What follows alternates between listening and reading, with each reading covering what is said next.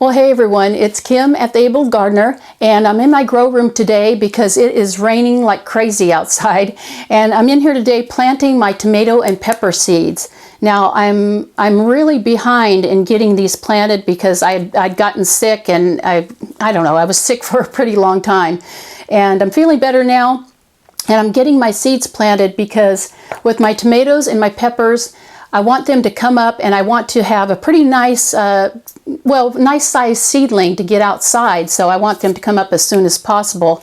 And I've been planting them for probably the last, 4 or 5 nights. And I already have some tomatoes that have come up because I warm up my soil for especially the warm weather plants like tomatoes and peppers, watermelons, different things like that.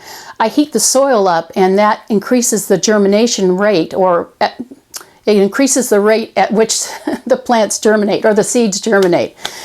Anyway, one thing that I wanted to do this spring, and I really didn't get to it, but I want to do it anyway, is have a series of videos on beginning gardening, or gardening for the beginner, and I mean the very beginner. Because I've been talking to a few people about what they should be planting right now in my area, and a family member that I have that she's going to go get some seeds, and she doesn't know what to get, what she can plant right now. Is it too late for cabbage and kale, things like that? So if you've never gardened before, those are some good questions to ask, really. And she's never gardened before, so before I go over to her house and look at her garden and see what her garden needs, amendments or things like, anything to put in the ground, then what we're going to do is go over seeds. And I thought it'd be a good idea to just go over the basics of seeds so that new gardeners can get to know not all about seeds, but something about seeds and seed packs. Because, like I said, never done this before, then you don't know what to look for or to think about when you go to pick out seeds. Now, if you are just starting, and the area I'm talking about is in the Northern Hemisphere, and in particular the United States. So every little seed pack has a little map of the United States on the back, and that's what made me think of that. But if you haven't gotten your seeds yet, ordered them online, or just gone to the store and bought seeds. And I believe that beginners usually go to the store and buy seeds off the rack. I don't think they usually just buy them off the internet. Now, I may be wrong, but that's what I did when I started planting my garden. Is I would go to the store and just buy seeds off the rack. Now, before you do that, if you don't have your seeds yet, I think what I would do is sit down with your family members, or if you're alone, just sit down with a piece of paper and just make a list of all the different vegetables you like to eat. Vegetables you like to eat. If you want tomatoes and peppers, if you like green beans, carrots, any number of things. If you want to plant onions, make a list of all those things that you like to eat and that you have the room to plant. And then you know that whatever you grow, your time and energy is going to go into something that you are going to eat. And then go ahead and maybe buy a bag or two of something you've never had before, but you've always wanted to try. Because it's always fun to plant something you've never had, see how it grows, and you'll be learning some, a few extra things too. How that plant grows and what it tastes like. Anyway, let's get back to seeds and your seed packs. Now, on the back of your seed pack, there's a certain amount of information, and all packs seem to differ in the amount of information they have on the back. But most of them have the same thing when it comes to the depth you should plant your seeds. And for these green beans, it says 2 inches, and then thin to 6 inches after they start coming up.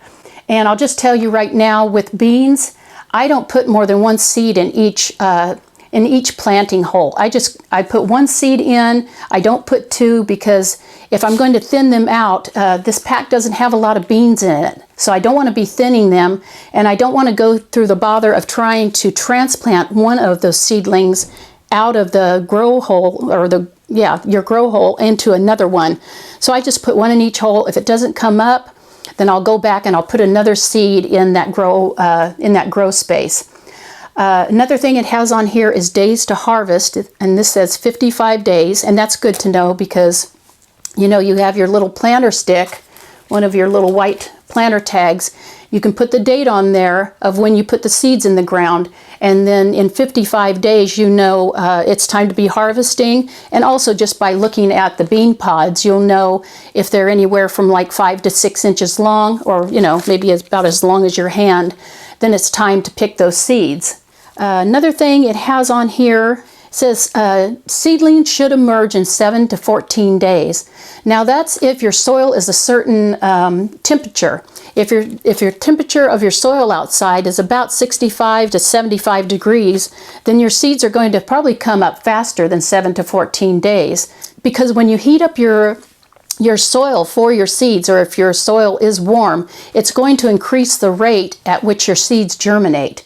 So speaking just from planting seeds inside like I'm doing with my tomatoes and my peppers. So what I'll do is I'll get my my little packs filled with soil, I'll get it on the heat mat, and then I try and get the soil temperature up, well, as close to about 90 degrees as possible, because that's the optimum temperature for peppers and tomatoes to come up.